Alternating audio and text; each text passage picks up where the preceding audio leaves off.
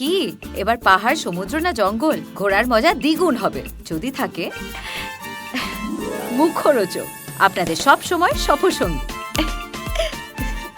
মুখরোচক আপনাদের ভালোবাসায় জড়িয়ে ৭৫ বছর পেরিয়ে। আমি ওরকম প্রপোজ করিনি, আমি ডিরেক্ট বিয়ের জন্য বলেছিলাম। আমি যখন ওই সিঁদুর পড়াচ্ছিলাম আমার মনে হলো যে এই সিঁদুরটা যদি আসল হতো। কজন ছেলে কজন মেয়েকে বিয়ে করতে চায়? সিঁদুরটা পড়াতে গিয়ে যে কি কেস সিঁদুরটা থেকে হাসি, মুখ, চোখ, নাক, ঠোঁট সবই তো খুবই ভালো, খুবই সুন্দর। এই যে ফেব্রুয়ারি মাস, প্রেমের মাস, প্রেমের সপ্তাহ চলছে, কে বেশি রোমান্টিক? কে বেশি রোমান্টিক? হ্যাঁ, আমি একটু রোমান্টিক বেশি, ঠিক কথা। হাতটা উঠে গেছে তোমার দিকে। এটা সত্যি কথা তো। হ্যাঁ, হ্যাঁ। আমি ওই জন্য আঙুল দেখালাম। তো প্রপোজটা কে কাকে করেছিল একটু শুনি। বা একটু শুনি কিভাবে ফিল্মি কি হয়েছিল? কায়দা। হ্যাঁ, একটু শুনি। প্রপোজ বলতে আমি ওরকম প্রপোজ করিনি, আমি ডিরেক্ট বিয়ের জন্য বলেছিলাম যে তুই কি ইন্টারেস্টেড আছিস, আমি তোকে বিয়ে করতে চাই, তুই যদি বলিস তাহলে আমি বাড়িতে ও কথাবার্তা পুরো বলবো। ওরকম বলেনি যে আমি তোকে ভালো লাগে, আমি তোকে ভালোবাসি, চল সম্পর্কে চাই, এরকম কোনো কিছু না। ও ডিরেক্ট বলেছিল আমি তোকে বিয়ে করতে চাই, রাজি হলে কথা বেসিক্যালি বলবি। কোন গোপনে মন বসেছে শুটিং চলছিল, সেখানে ও যে চরিত্রটা করতে এসেছিল সেই চরিত্রের সাথে আমার বিয়ে ছিল, মন্দারের বিয়ে ছিল। সেই বিয়ের সময় আমি যখন ওই সিঁদুর পড়াচ্ছিলাম আমার মনে হলো যে এই সিঁদুরটা যদি আসল হতো, Instinct বলেছিল। যদি সত্যি বিয়েটা হতো তাহলে মন্দ হতো না। তাই জন্য আমি ওকে বলেছিলাম যে আমি বিয়ে করতে চাই তোকে, তুই কি বিয়ে করবি? তো মেয়েদের যেরকম, সুন্দরী মেয়েদের যেরকম হয় না, একটা নখরা নখরা একটুখানি দাঁড়া, দেখ সোচেঙ্গে, দেখেঙ্গে, কাল পরশো কুছ কহেঙ্গে, এরকম একটা ব্যাপার চলছিল। তারপরে ফাইনালি হ্যাঁ, তারপরে আমি হ্যাঁ বলার পর এক সপ্তাহের মধ্যে দুই বাড়িতে জানানো হয়ে গেছে, দুই বাড়িতে কথা বলা হয়ে গেছে। তো এখন আছি দুজনে একসাথে। আমি সৌমিকে জিজ্ঞেস করি, প্রপোজাল তো অনেক রকম হয়, যে কেউ ডিরেক্টলি বলে, কেউ ইনডিরেক্টলি বোঝাতে চায়, বা অনেকদিন কথা বলার পর। কিন্তু যখন ডিরেক্ট বলা হয় যে বিয়ে করব, সেই অনুভূতিটা তো আলাদা প্রত্যেকটা মেয়ের কাছে। অবশ্যই অবশ্যই অবশ্যই, কারণ সম্পর্ক তো অনেক হয়, প্রত্যেকের জীবনেই প্রচুর সম্পর্ক আসে, প্রচুর সম্পর্ক ভেঙে যায়। কজন ছেলে কজন মেয়েকে বিয়ে করতে চায়, এটা হচ্ছে মেন। তো অবভিয়াসলি কিভাবে হ্যাঁটা বলা হয়েছিল? হ্যাঁটা ওটা বলা যাবে না। সময় নিয়ে সেটা তো বলো। না না ওটা ওটা বলা থাক, যাবে ওটা থাক, না। সিক্রেট হ্যাঁ, থাক, ওটা ওটা সিক্রেট থাক। secret ওটা যখন আমাদের জীবন কাহিনী হবে, বই হবে, তার উপরে আ টেল অফ টু স্টার্স। আচ্ছা, সিঁদুর পরানো দেখে তো ঠিক আছে, ভালো লেগেছে এসে। হ্যাঁ। একটা তোমার মানে গুণ বা তার তো কিছু পছন্দ হয়। সৌমির নিশ্চয়ই এটা একটা মনে feelings হয়েছে। ছিল। হ্যাঁ, আমার প্রথম কথা, আমার ওর ভালো লেগেছিল। ও খুব খুব ইনোসেন্ট প্রথমত। সেকেন্ড, খুব শান্ত, যেটা আমি পরে বুঝতে পেরেছি একদমই নয়। ঠিক আছে,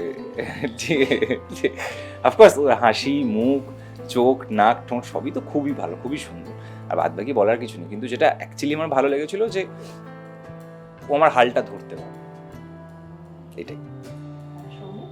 বাইরে আমি প্রচণ্ড চুপচাপ, কিন্তু মেয়েদের একটা হয় না যে আমরা কিছু বলবো না কিন্তু বুঝে নিতে হবে, সেও খুব ভালো বুঝতে পারে আমাকে, এইটাই।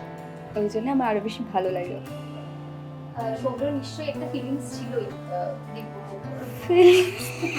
আচ্ছা, আলাদা কি তোমাদের কোন গোপনের সেট থেকে? না, তার আগেও দেখা তার আগে হয়েছিল। নিমফুল, নিমফুলে আমি একটা ছোট্ট চরিত্র করতে গেছিলাম, ক্যামিও, সেখানেতে দেখা হয়েছিল। কিন্তু আমি খুব একটা পাত্তা দিই। তুই পাত্তা তুই? পাত্তা দিয়েছিলাম, কি বলবো, আমি খুব একটা পাত্তা দিইনি। কে সৌমি? কে দেবজ্যোতি রায় চৌধুরী? কে সৌমি? না, আমি কে চিনি না, দেবজ্যোতি আমিও রায় চিনি না, চৌধুরী? আমিও চিনি না। হাট, এখানেতে সেই সিঁদুরটা পড়াতে গিয়ে যে কি কেস সিঁদুরটা থেকে কি অনুভূতি হচ্ছিল সিঁদুর পরে? এর আগেও তো সিন করেছো, মানে ওর মধ্যে নিশ্চয়ই কিছু তো একটা ব্যাপার একটা মনে হয়েছিল হট করে যে হ্যাঁ, সত্যি এর আগেও তো 3-4 বার বিয়ে হয়েইছে আমার, কিন্তু On-screen? হ্যাঁ, অন স্ক্রিন তো বিয়ে হয়েছে। হ্যাঁ, অন স্ক্রিন। আমাকে সিঁদুর পরাতে গিয়ে বাপরে বাপ, ওর হাত পা এরকম কাঁপছিল, আমি জানি না কেন। আবার তখনই মনে মনে বউ ভেবে নিয়েছিল তো। চেষ্টা করছিলাম, মানে পারমিশন না পেলে ভাবতে পারছিলাম না, নিজের দিক দিয়ে ভাবার চেষ্টা করছিলাম। আচ্ছা, সেটাই। কে বেশি রেগে যায় দুজনের মধ্যে? আমি আমি ও বলতে হ্যাঁ, আমি এত নাটক করতে হবে না রে, জানি ভালো অ্যাক্টর, খুব খারাপ হচ্ছে অ্যাক্টিংটা এখানে। আমি রাগি না বেশি। না, দাও, আমাদের দুজনের রাগটা এরকম হয় যে দিনে হয়তো 4-5 বার ওর রাগে, বাট আমি 4-5 সপ্তাহের মধ্যে হয়তো একবার রাগি, খুব রাগি। তো এরকম একটা ব্যাপারটা হয়। আচ্ছা, বাড়িতে জানানোর পর বাড়িতে জানানোর পর কি? বাড়িতে জানানোর পর রিয়াকশন কি, দুজন মিলেই সবাই বাড়ি থেকে বলছে যে তাড়াহুড়ো করে বিয়েটা করে নে, তার যত তাড়াতাড়ি সম্ভব। কিন্তু আমাদের তো একটা ক্যারিয়ারের একটা দিক থাকে, ক্যারিয়ারের অনেক কাজকর্ম থাকে, তো সেই দিক থেকে আমরা যতদিন না একটা স্টেবল পজিশনে আসছি, দুজনের অনেক স্বপ্ন আছে, দুজনের অনেক কাজ করার ইচ্ছা আছে, ভালো ভালো এখনও ভালো কাজ করছি, এরপরেও আরও ভালো কাজ করতে চাই। তো সেই দিক থেকে যখন আমরা একটুখানি সিকিওর হব, তখন অফকোর্স কেউ কোনো কিছু ভুল করলে প্রথম সরিটা কে চায়? আমি ওই ওই আচ্ছা একদম মিথ্যে কথা এখানে নয়। ওর সরিটা আমি বলে দিচ্ছি, আমি ঠিক এক্স্যাক্ট স্ক্যানিং এ বলছি, আপনারা জাজ করে নেবেন এটা কি সরি না সরি চাওয়ার একটা পদ্ধতি। আমি বলে দিচ্ছি, ধরে নিন আমি এই ফোনটা হয়তো আমি ফেলে দিয়েছি, ফেলে দেওয়ার পর ওর রিয়াকশন, না না আমার ভুল, আমার সরি, ভুল হয়ে গেছে, না ঠিক আছে আমার ভুল, সরি। এটার মানে কি? এটার আমি মানে এইভাবে সরি বলি? না আমার ভুল। তাহলে হাওয়া গরম, তাই তো? হ্যাঁ, তার মানে বুঝতে হবে যে বাট আমার এই জিনিসপত্রগুলো খুব ভালো লাগে, মানে না ঝগড়া কেন করবো? আমি কোনোদিনই ওরকম চিৎকার করে ঝগড়া করি না। হ্যাঁ, আর আমার এটাই না খুব ভালো লাগে যে মানে একটু অভিমানী। হ্যাঁ, এটা অভিমানী, একটু অভিমানী, একটুখানি মানে অনেক কিছু বলতে গেলে অনেক কিছুই বেরিয়ে যায়, এগুলো বলা উচিত নয় এখন। যাকে না না না থাকুক, সেগুলো পরের জন্য থাকুক, পরের জন্য দেখতে থাকুন আপনারা। আর এরপরে যে ইন্টারভিউটা দেবে সেটা করতে হবে। হ্যাঁ, বিয়ে হ্যাঁ, যখন বিয়ের হবে, পরে বিয়ের পর interview ইন্টারভিউ যখন দেবো আমরা, সব কে কাকে বেশি মানায়? কে কাকে বেশি সব আঙুলে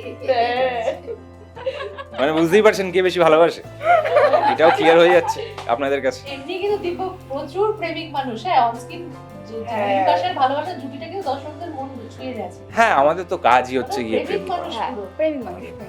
প্রেম না আসলে তো প্রেমটাই তো মেন। আরেকটা কথা বলি, আমার সব থেকে যেটা ওর ভালো লাগে, ও খুব ভালো লেখে, ঠিক আছে? ও প্রথম আমাকে একটা কবিতা লিখে পাঠিয়েছিল, আমি জাস্ট ভাবতেই পারিনি ও অত সুন্দর ভাষা, অত সুন্দর শব্দ দিয়ে আমাকে কবিতা লিখে পাঠাবে। পটানোর জন্য সেটা স্বাভাবিক, পটানোর জন্যই তো, জানি তো। হুম। খুব ভালো লেখে ও, সত্যি, আচ্ছা এখনো পর্যন্ত। এটা পাওয়া প্রিয় উপহার যেটা মনের খুব কাছে। ওই তো আমার সব থেকে বড় উপহার। আবার কি, একটা গোটা সিরিয়াল করে যা টাকা পেয়েছি তার থেকেও বেশি, যা ফেম পেয়েছি তার থেকেও বেশি বড় উপহার হচ্ছে ও। কুম্ভকোণে মনমোষের থেকে আমি ওকে পেয়েছি, এর থেকে বড় উপহার আর কি? মানুষ যদি উপহার হয়, এটা তো একটা বড় ব্যাপার না? তুইও বল, আমি তোর উপহার হ্যাঁ।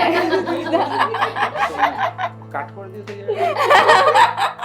ও আমার উপহার। বাহ, ও আমার উপহার। তারপরে ব্যাক টু ঠিক বলেছি, ওই আমার উপহার। আচ্ছা, এই এই মানুষের উপর কি রাগ করে থাকা যায়? না, আমি একটু রাগ করে থাকতে পারি না। হ্যাঁ। ধরো আমি মনে করি যে রাগ করে থাকবো, সঙ্গে সঙ্গে ব্যস্ত।